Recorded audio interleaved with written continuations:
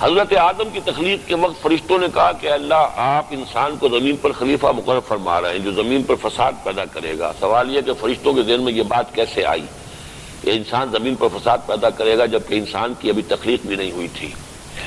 مجھے یاد پڑتا ہے میں نے اس کی وضاحت کی تھی اسی دوران میں جب چوتھا رکوع ہم پڑھ رہے تھے سورہ بقرہ کا، کہ اس کے دو احتمالات ہیں۔ ایک تو یہ کہ انسانوں سے پہلے ایک مخلوق پیدا کی گئی جنات کی، اور جنات نے فساد برپا کیا، اسی پر قیاس کرتے ہوئے فرشتوں نے یہ سوچا ہوگا کہ انسان بھی فساد پیدا کرے گا۔ دوسری بات یہ تھی کہ اگر یہ بات نہ بھی ہو تو خلافت کا جو تصور ہے اس کے اپنے اندر انہیرنٹ ہے یہ بات کہ اس میں اختیار ہوگا۔ اب فرشتے اپنے اوپر قیاس کرتے ہیں، انہیں اختیار کوئی حاصل نہیں ہے۔ لا یعصون اللہ ما امرہم ویفعلون ما یؤمرون، جو کرتے ہیں جو حکم ملتا کرتے ہیں، ان کا اختیار کوئی نہیں۔ انہوں نے یہ محسوس کیا کہ جب بھی کہیں اختیار کا معاملہ آئے گا تو اس اختیار کے مس یوز ہونے کا بھی امکان ہے۔ اختیار کی تو وہی بات میں جیسے کہ اس بات کے بارے میں عرض کر رہا تھا کہ دو احتمالات ہیں نا، جب اختیار ہے تو آپ اختیار غلط کام کو بھی کر سکتے ہیں، تو وہ غلط کام کے اختیار کے نتیجے میں فساد اور فتنہ رونما ہو جائے گا۔ یہ دوسری بنیاد ہو سکتی ہے ان کے قیاس کی۔ باقی واللہ عالم، اصل بات تو فرشتوں ہی کو معلوم ہے کہ انہوں نے کیوں کہی تھی، لیکن ہم اپنی حد تک جو بھی سمجھنے کی کوشش کریں تو یہ دو چیزیں سمجھ میں آتی ہیں۔ حضرت آدم کو سجدہ نہ کرنے پر ابلیس کو شیطان قرار دے کر جنت سے نکال دیا گیا، پھر حضرت آدم اور اماں حوا کو بہکانے جنت میں کیسے پہنچ گیا؟ اصل میں لفظ جنت قرآن مجید میں کہیں نہیں آیا ہے۔ اہبطوا منہا، اس سے نکل جاؤ، کس کیفیت سے نکل جاؤ، اور اس سے جو کہا تھا کہ فخرج منہا انک رجیم، بہرحال وہ کسی ایک خاص کیفیت کا نام ہے کہ جس سے اس وقت حضرت آدم کو بھی نکلنے کا حکم دیا گیا اور ابلیس کو بھی۔ لیکن یہ کہ ابلیس کو جو حکم دیا گیا وہ اس کی سرتابی اور انکار اور اس کے اوپر اصرار کی بنیاد پر ہے، جبکہ آدم علیہ السلام اور حضرت حوا علیہ السلام سے جو غلطی ہوئی اس کا انہوں نے اعتراف کیا اور اقرار کیا، اس میں زمین و آسمان کا فرق ہوگا۔ اور جنت میں کیسے وہ پہنچ گیا، میرے نزدیک تو میں نے شاید آپ نے نوٹ نہیں کیا کہ اس میں بھی میری رائے یہ ہے کہ وہ جنت وہ اس آخری جنت نہیں تھی، جنت ماوا نہیں تھی، بلکہ اسی زمین پر کوئی جگہ تھی کہ جہاں ہر شے بافراغت موجود تھی ان کے لیے کسی بلند مقام کے اوپر، اور وہاں ابلیس کا پہنچ جانا کوئی قطعاً یعنی ایسی بات نہیں ہے کہ جو سمجھ میں نہ آ رہی ہو۔ اللہ تعالیٰ کے عموماً 99 اسماء حسنیٰ بیان کیے جاتے ہیں اور اکثر مصحف میں درج ہوتے ہیں، جبکہ المنان، الحنان، الجواد اور رب بھی اللہ تعالیٰ کے اسماء حسنیٰ سمجھے جاتے ہیں۔ جس طرح مالک یوم الدین و ذوالجلال والاکرام ان اسماء حسنیٰ میں شامل ہے، تو اس طرح رب العالمین بھی شامل ہونا چاہیے تھا۔ یاد آیا کہ ایک عالم دین سے راقب نے الدیان بھی اللہ تعالیٰ کا صفاتی نام سنا، اس معاملے میں آپ سے رہنمائی کی درخواست ہے۔ صورت اصل میں یہ ہے کہ ایک تو قرآن مجید میں آتا ہے فَلَهُ الْأَسْمَاءُ الْحُسْنَى، تمام اسماء حسنیٰ اسی کے ہیں، تمام اچھے نام اسی کے ہیں۔ الاسماء الحسنیٰ، الف لام یہاں حصر کے لیے آئے گا، لیکن تعین کے ساتھ ہم کوئی نہیں ہے کہ جو اس کو معین کریں۔ حدیث نبوی میں حضرت ابو ہریرہ رضی اللہ تعالیٰ عنہ سے جو روایت ہے 99 نام جو کہ حضور نے بیان کیے ہیں، تو انہی کو ہم شمار کریں گے اللہ کے نام۔ جیسے کہ ہمیں معلوم ہے کہ 1.25 لاکھ انبیاء آئے، یا 1.25 لاکھ کی تعداد کہیں قرآن میں نہیں ہے، لیکن یہ تو معلوم ہے قرآن سے بھی کہ بہت سے انبیاء ایسے ہیں کہ جن کا قرآن میں ذکر نہیں ہے۔ لیکن کون کون سے لوگ نبی جو ان کے نام ہمیں دے دیے گئے ان کے سوا کسی اور شخص کے بارے میں تعین کے ساتھ ہم نہیں کہہ سکتے کہ وہ بھی نبی تھے۔ ایک کے بارے میں گمان میرا بھی ہے، اور میرا گمان بھی اصل میں ایک بہت بڑے عالم دین کی رائے سے اتفاق پر مبنی ہے۔ مولانا مناظر حسن گیلانی رحمۃ اللہ علیہ کا یہ گمان ہے کہ گوتم بدھ بھی نبی تھے، لیکن اس کو بھی ہم یقین سے نہیں کہہ سکتے۔ یقین سے صرف وہی نبی قرار پائیں گے جن کا ذکر قرآن مجید میں ہے۔ اصولاً ہمیں معلوم ہے کہ اور بھی بہت سے نبی اور رسول دنیا میں آئے ہیں، اس طرح اللہ کے اور بھی بہت سے اچھے نام ہو سکتے ہیں، قرآن مجید سے اس طرح کی تراکیب اور نکالی جا سکتی ہیں، لیکن یہ کہ جو حضور نے بتائے ہیں 99 نام، وہ حضور کے بتائے ہوئے نام ہم جو ہیں وہ ان کو مسترد سمجھیں گے۔ اصل چیزیں دین کے اندر جو ہیں وہ اصل جو بنیاد ہے دین کی وہ عقل پر نہیں ہے، نقل پر ہے۔ نقل سے کیا مراد ہے؟ دین منتقل ہوا ہے اللہ سے محمد کو جبرائیل کے ذریعے علیہ الصلوۃ والسلام، اور پھر منتقل ہوا ہے حضور سے صحابہ کو، صحابہ سے تابعین کو، تابعین سے تبع تابعین کو۔ تو عقل جو ہے وہ ایک علیحدہ شے ہے. ہم دین کو عقل کے تابع نہیں کریں گے، عقل کو دین کے تابع کریں گے. دین میں اصل شے نص اللہ کے کا فرمان اور حدیث نبوی صلی اللہ علیہ وسلم، اس کے تحت ہوگا معاملہ. اور جیسا کہ میں نے آپ کو بتایا کہ بعض حروف مقطعات دو حرف ہیں اور آیت بن گئی، حامیم آیت بن گئی. لیکن یہ کہ تین بھی ہیں جو آیت نہیں بنے. اب کیوں نہیں بنے؟ وہ دو کیوں بن گئے، یہ تین کیوں نہیں بنے؟ الف لام را آیت نہیں ہے، حامیم آیت ہو گئی. حامیم عین سی قاف دو آیتیں ہو گئی، اور کاف ہا یا عین صاد یہ ایک آیت. کیوں؟ اس کیوں کا کوئی جواب میرے پاس نہیں ہے سوائے اس کے کہ یہ امور توقیفی ہیں، حضور کے بتانے پر دار و مدار ہے. اس میں کسی عقل کا، کسی منطق کا، کسی اور گرامر کا، کسی نحو کے اصول کا کوئی دخل نہیں ہے. تو یہ ہے معاملہ. اسماء اللہ تعالیٰ کے اسماء جو ہیں وہ تعین کے ساتھ وہی ہوں گے جو حضور نے بیان فرمائے. قرآن حکیم میں متعدد بار مختلف اسالیب سے یہ مضمون آیا ہے کہ هو الذی خلق السماوات والارض فی ستۃ ایام ثم استوى علی العرش. حدیث میں بھی ذکر ملتا ہے کہ میدان حشر میں 4 فرشتے اللہ تعالیٰ جل جلالہ کا عرش اپنے کاندھوں پر اٹھائے ہوئے حاضر ہوں گے. 8 ہیں، 4 نہیں. اور استوا سے کیا مراد ہے اس کی وضاحت درکار ہے. یہ تمام چیزیں میں نے عرض کیا تھا کہ آیات متشابہات کی نوعیت کی ہیں. ان میں مراد کی تلاش کرنا بھی در حقیقت ہم قرآن مجید کی گویا کے خلاف ورزی کر رہے ہیں. کسی وقت کوئی شے خود بخود واضح ہو جائے گی اگر سائنٹیفک اعتبار سے تو بات اور ہے، لیکن یہ آیات متشابہات کے بارے میں اب ہم کیا سمجھ سکتے ہیں سوائے اس کے جو قرآن نے کہا ہے کل من عند ربنا آمنا بہ کل من عند ربنا. یہ قرآن میں جو کچھ ہے وہ ہمارے رب کی طرف سے ہم ایمان لے آئے.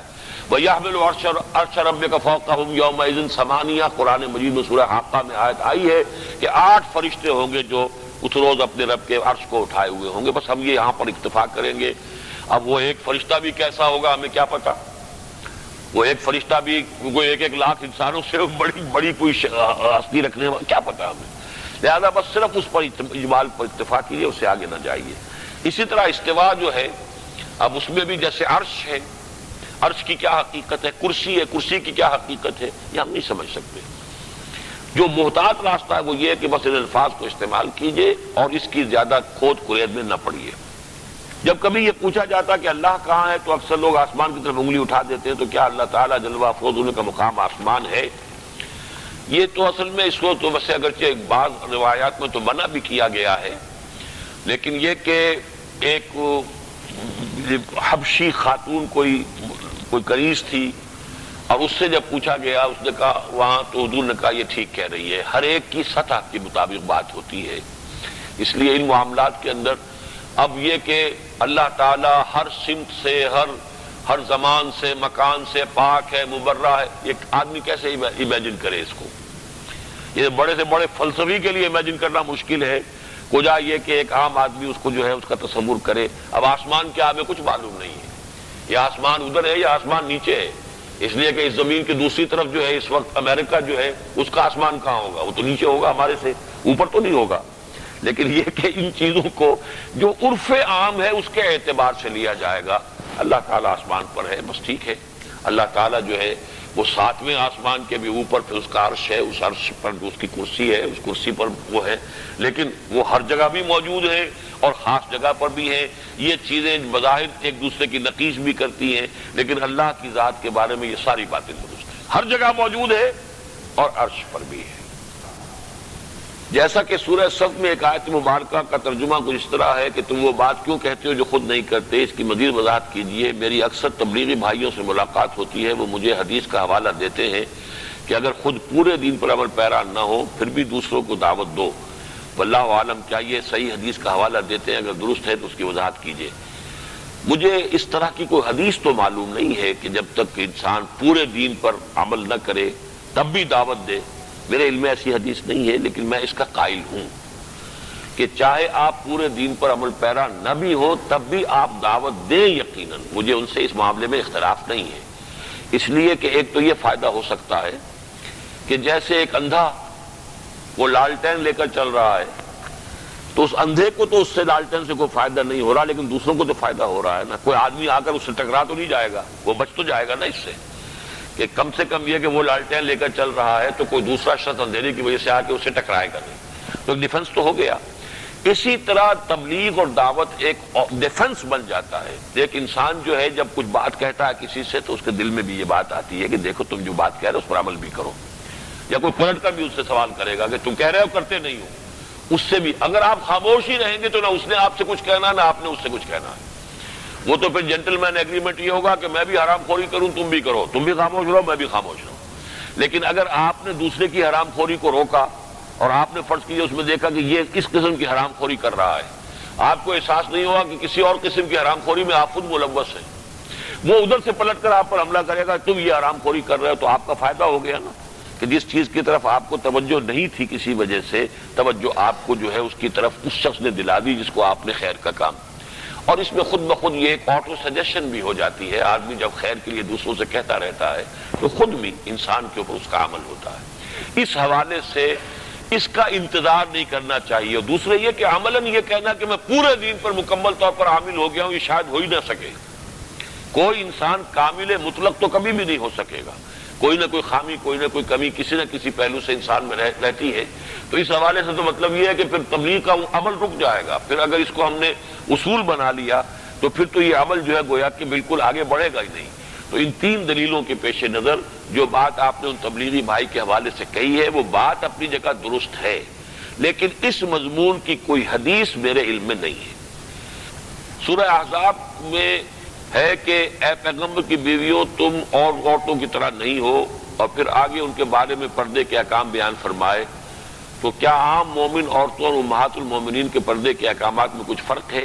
نہیں. وہاں جو کچھ فرمایا گیا ہے کہ اگر تم کوئی غلط حرکت کرو گی, فحش حرکت, تو تمہیں دوہری سزا ملے گی. یہ اس حوالے سے کہا گیا ہے کہ تمہیں اسوہ بننا ہے تمام مسلمانوں کے لیے. اب اسوہ بننا ہے تو جو احکام ان کو دیے جا رہے ہیں وہی گویا کہ باقی تمام مسلمان خواتین کے لیے, ورنہ اسوے کے معنی کیا ہوئے؟ جو اسوہ بنتا ہے اس کا مقام اتنا اونچا ہو جاتا ہے کہ وہ غلط حرکت کرے گا تو غلط اسوہ بن جائے گا لوگوں کے لیے, لہذا وہ دوہری سزا کا مستحق ہوگا. نیکی کرتا ہے تو چونکہ وہ نیکی کا ذریعہ بن جائے گا اوروں کے لیے دوہرے اجر کا ثواب کا موجب بن جائے گا. یہ اس حوالے سے بات کہی گئی ہے. باقی جو احکام جو آگے دیے گئے وہ تمام مسلمانوں کے لیے ہیں, اور اس کو کھول بھی دیا گیا آگے چل کر کہ یا ایھا النبی قل لازواجک و بناتک و نساء المؤمنین, اے نبی کہہ دیجئے اپنی بیویوں سے بھی اور اپنی بیٹیوں سے بھی اور اہل ایمان کی بیویوں سے بھی. معلوم ہوا کہ وہ سارے احکام جو ہیں وہ تمام مسلمان خواتین کے لیے ہیں. البتہ یہ کہ چیریٹی بگنز ایٹ ہوم کے اصول کے تحت اس کا آغاز کیا گیا ہے حضور کے اپنے گھر سے. جنت کے بارے میں بعض مفسرین آیت کو معیار قرار دیتے ہیں, کیا وہ صحیح ہے؟ ذالک من انباء الغیب نوحی الیک, یعنی جب تک اللہ تعالیٰ کے علم میں ہے وہ غیب ہے, اور رسول اللہ صلی اللہ علیہ وسلم کے پاس آ گیا تو وہی کہلائے گا. سوال آپ کا کچھ واضح نہیں ہے. نہیں, غیب دیکھیے وہی دو چیزوں کو گڑبڑ نہ کیجئے. ایک ہے غیب اور حاضر یا شہادہ, اس کا مفہوم کیا ہے؟ ایک ہے وحی اور غیر وحی. غیر وحی سے علم جو ہم حاصل کرتے ہیں وہ اپنی آنکھوں سے دیکھا علم حاصل ہو گیا, کان سے سنا علم حاصل ہو گیا, عقل سے سوچا علم حاصل ہو گیا. وہی وہ ہے کہ جو اللہ تعالیٰ کی طرف سے آتی ہے. یہ ایک علیحدہ تقسیم ہو گئی علم کی کہ نالج کی دو اقسام ہیں, ایک ریویلڈ نالج ہے اور ایک ایکوائرڈ نالج ہے جو انسان حاصل کرتا ہے اپنے ذرائع سے جو اللہ نے اس کو عطا کیے ہیں, چاہے وہ اس کے حواس خمسہ ہیں, اس کی عقل ہے, یہ ایکوائرڈ نالج ہے. سائنس ساری ایکوائرڈ نالج ہے. اور ایک غیب کا علم ہے جو ہے وہ در حقیقت وہ غیب کا علم ہے کہ جو ہماری عام انسانوں کی ان حواس خمسہ سے جو چیزیں چھپا دی گئی ہیں. جنت ہے, دوزخ ہے, یہ سب عالم غیب کی چیزیں ہیں. جنت آج بھی موجود ہے, حضور سیر کر کے آئے ہیں اس کی, لیکن یہ کیا کوئی شخص نہیں دیکھ سکتا اس کو, حضور کو اس کی سیر کرائی گئی ہے. جہنم آج بھی موجود ہے. اس طریقے سے فرشتے ہیں وہ غیب عالم غیب سے متعلق ہیں, ہم ان کو نہیں دیکھ سکتے. اس حوالے سے غیب کا اور علم ہوگا شہادہ کا, اور علم غیب وہی اللہ تعالیٰ جو اپنے انبیاء کو دے دیتا ہے. جتنا دیتا ہے یہ ہم نہیں جان سکتے, ہم نہیں ناپ سکتے, ہم نہیں تول سکتے, لیکن یقیناً اللہ تعالیٰ نے اس وحی کے علاوہ بھی انبیاء کو علم دیا ہے. وحی یہ جلی جو ہے وہ تو قرآن ہے, وحی یہ خفی جو ہے ہم مانتے ہیں اس کو کہ اللہ تعالیٰ کی طرف سے آتی ہے, لیکن جو حضور کو جنت میں سیر کرائی گئی اس کو کیا کہیں گے؟ وہی کہیں گے. شب معراج میں جو مشاہدات کرائے گئے کیا کہیں گے اس کو؟